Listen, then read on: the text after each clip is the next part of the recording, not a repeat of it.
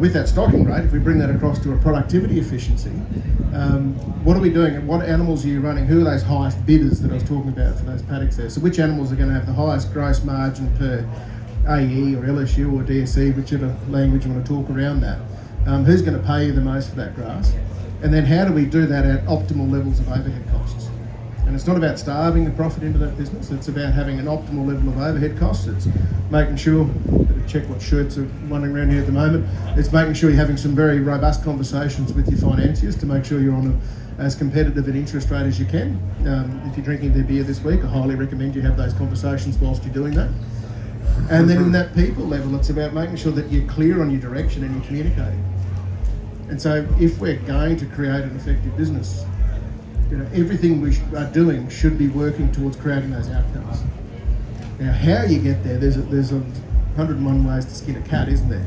We've got to be focused on those outcomes, because if what you're doing isn't focused on improving soil health, matching stock rate to carrying capacity with animals with the best gross margins for LSU, managing your cost, managing your relationship with your providers, knowing where you're going and communicating, then nothing else matters.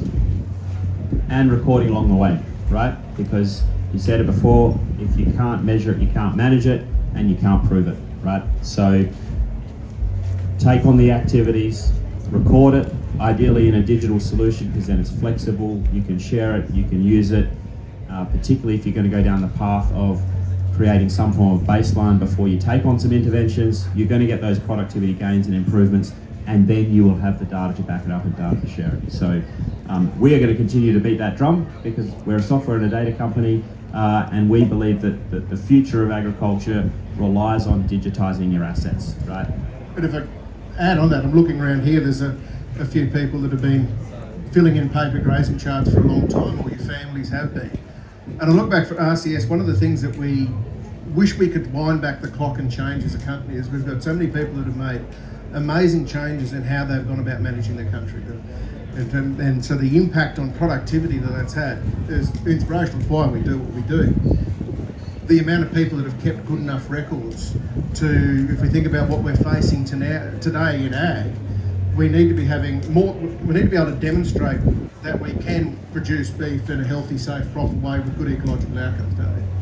And unfortunately, because we've been focused on being beef producers rather than that whole of picture, we just haven't had as much data as we'd like to demonstrate now what is possible and what can be done.